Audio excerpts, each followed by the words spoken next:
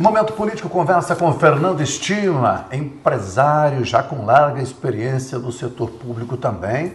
Foi secretário municipal em Pelotas, recentemente comandou a empresa pública no estado Portos RS. E, enfim, vamos conhecer um pouco mais dessa pessoa que se apresenta nesse momento com a pretensão de administrar Pelotas. Obrigado pela atenção e fique à vontade para imediatamente dizer ao nosso eleitorado quem é Fernando Estima ou como gostaria de ser reconhecido. Bom, em primeiro lugar, muito obrigado aqui pela entrevista, pela oportunidade. E eu acho que ser reconhecido como a maioria dos pelotenses que ama a terra, que aprecia essa cultura pelotense, que tem uma cidade com 347 mil habitantes, desafiadora, está entre as 5 principais cidades deste estado. E estamos comprometidos há muito tempo, né, de forma inicialmente pela própria empresa. Não existe empresa hoje de pequeno porte, médio porte, que também não está comprometida com a sua cidade, né? A empresa não é isoladamente uma operação, ela depende da sua comunidade. Então, tu conhece um pouco da minha história, nós vamos dividir com o teu público, mas tivemos uma caminhada longa aí que a gente vai poder conversar um pouco aqui. Muito obrigado. Embora a conversa seja breve, quero destacar aqui, aí vai ter de me ajudar um pouquinho. Esteve à frente da Fenadoce, né? Fazendo a gestão como presidente da festa. Feira do Polo Naval? Vamos lá? Vamos lá.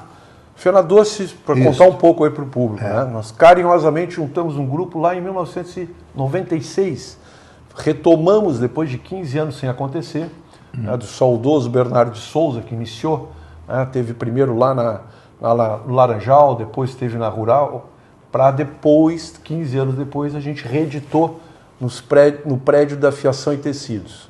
Tá? A partir daí nós passamos para o prédio, que é da antiga SICA, que hoje é o nosso querido centro de eventos da Fenadoce. Lideramos esse processo junto com obviamente ninguém faz nada sozinho, tinha um grupo de pessoas, mas foi a CDL. Eu era vice-presidente da CDL, Ricardo Joglar presidiu a primeira feira, depois eu passei a ser presidente da CDL no ano seguinte, entidade que promoveu a primeira Fenadoce no prédio lá. Depois, em 2001, eu tive a oportunidade de presidir uma das feiras, mas tive aí 10 anos envolvido com a história da Fenadoce, com a aquisição daquele prédio. E de lá surgiram outras feiras, né? Vamos aos outros eventos então. Expo Arroz, uma feira que a gente fez do agronegócio, que muito me alegra, que fala um pouco do que eu acredito que a gente vai trazer também para a gestão pública, que é falar de emprego, de renda, de desenvolvimento tão necessário para Pelotas e região. Também trabalhamos em Rio Grande com o boom do Polo Naval, fizemos as edições da Feira do Polo Naval. Aqui em Pelotas, no teatro, criamos o Digital Cities, também fizemos o Sul Energia. Então essa área de feiras para promover, sempre com esse cunho, né, o Machado, a gente sempre teve a preocupação de promover eventos que pudessem auxiliar o desenvolvimento da cidade, né? E nessa linha a gente acabou entrando no governo, né? Aí encerra uma área mais privada, mais institucional, à frente das entidades de classe, a qual também tive convite, trabalhei nas diretorias de maneira voluntária, tanto do Centro das Indústrias quanto da Associação Rural. Então estive envolvido aí em quase 2 décadas, né, com a política institucional, além de continuar sendo empresário, que me honra muito, né, uma pequena empresa que nasceu em 1914 e que aqui está há 38 anos. Então, temos uma história aí para contar juntos. Com essa caminhada, por que o PSDB, Fernando Estima, encontrou no PSDB um ambiente favorável? Porque entendeu, enfim, encontrou afinidades, foi buscado, foi procurado, procurou saber como é que... Por que o PSDB? Eu digo o seguinte, por uma liderança chamada Eduardo Leite, né? Tivemos um debate importante sobre os condomínios fechados. Se lembrar, em 2012 aprovamos a legislação, o vereador era o Eduardo Leite, entre outros, e lá, naquele embate, decidindo se caberia mais condomínios em Pelotas, uma política que mudava o plano diretor, e a legislação foi alterada. Imaginem vocês, né, todos os condomínios, e aí eu falo de condomínio de alto padrão, de médio, popular, que construímos nesses últimos anos, a partir de 2012, então já lá vão 12 anos, né, mas só para citar, bairros abertos modernos como Una, Quartier, os bairros fechados como o Lagos, Vereda, Alphaville e outros que estão surgindo, e uma série de outros populares que foram construídos a partir daí. E o que gerou de economia a partir disso, né? O que gerou de emprego. Cada condomínio desse, nós estamos falando de muito cimento, muito ferro, muito vidro, muito emprego e renda. E a indústria da construção civil é riquíssima aqui, né? Bom, se vai haver um esgotamento, tudo isso é o estudo que o mercado vai apontando. Mas duvido aí a cidade do interior desse estado que se construiu tanto quanto se construiu em Pelotas. Agora vem toda uma discussão de plano diretor a partir das questões climáticas, vamos ter que revisitar como é cada ciclo.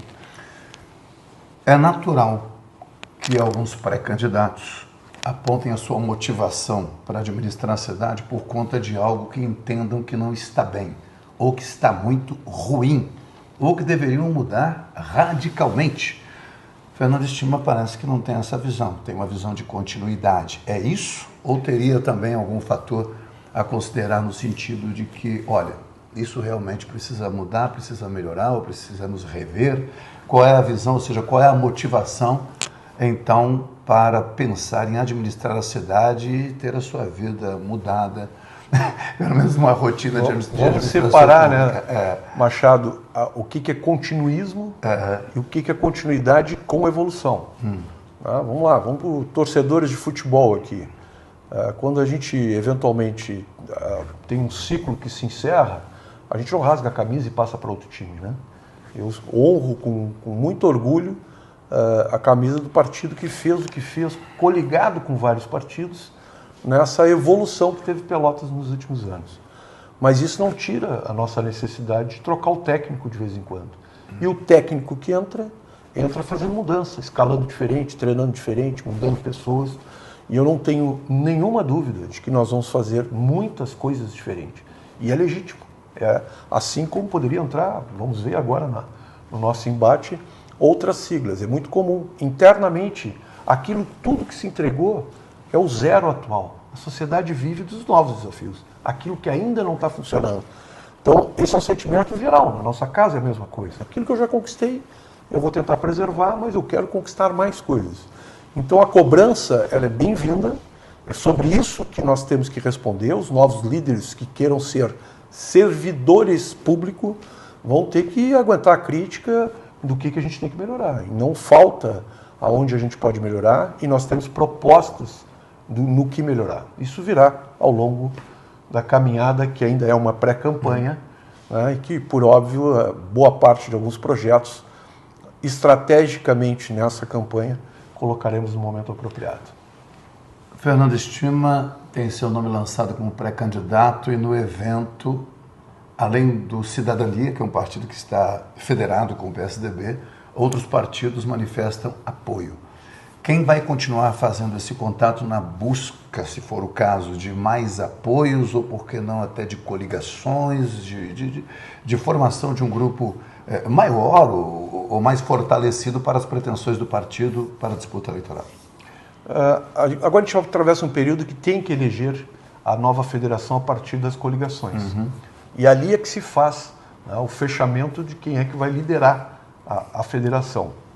Então, nós, PSDB, com Cidadania, vamos, os presidentes, negociar as coligações, como já estamos fazendo. Alguns estão olhando aí como algumas personalidades mais antigas entram em cena de novo, novas propostas, e alguns enxergam isso até um pouco mais crítico do que eu. Eu acho que é natural. Tem muita gente que já deu contribuição, que quer continuar talvez dando contribuição, é legítimo. Tem outros que estão chegando, que querem se apresentar. Então, o período de pré-campanha até a homologação é para isso, é para se rediscutir. Nós vamos, pessoalmente, presidente dos dois partidos, com a prefeita que vai fazer a transição e o prefeito que pretende como pré-candidato, né, já estamos, né, falando com os partidos. Acabaste de assistir a chegada de alguns aqui que estiveram assinando documentos conosco, mas não revelarem manifestando. Né? Não cabe ao momento. Não cabe ao momento, por enquanto. Mas é verdade, e alguns estão, fulano, é natural, nós vamos disputar sim alguns partidos com qual objetivo? A eleição não é só nossa, a eleição de vários candidatos, pré-candidatos à vereança. Então, os vereadores são muito importantes para a gente ter governabilidade depois. E é assim que se faz democraticamente o processo. Né? Olha os cenários internacionais, nacionais. Se você não tem uma maioria naquela Assembleia, você não consegue governar, não consegue reformar, não consegue aplicar as leis. Então, neste momento, apesar de ter uma base muito positiva, com 7 partidos já na largada, e nos dá peso, nos dá força, mas a gente quer ampliar um pouco mais, porque a gente quer ter uma governabilidade para tratar de reformas relevantes para Pelotas que vamos propor ao longo dessa caminhada. Voltamos a conversar? Com certeza, será um prazer. Voltaremos a conversar, então, ainda antes das convenções. Tá? Pode aguardar que teremos muitas novidades. Então tá, obrigado, viu? Obrigado a você. Momento Político fica por aqui. Voltaremos mais adiante com novos programas, novas pré-candidaturas e nos acompanhe.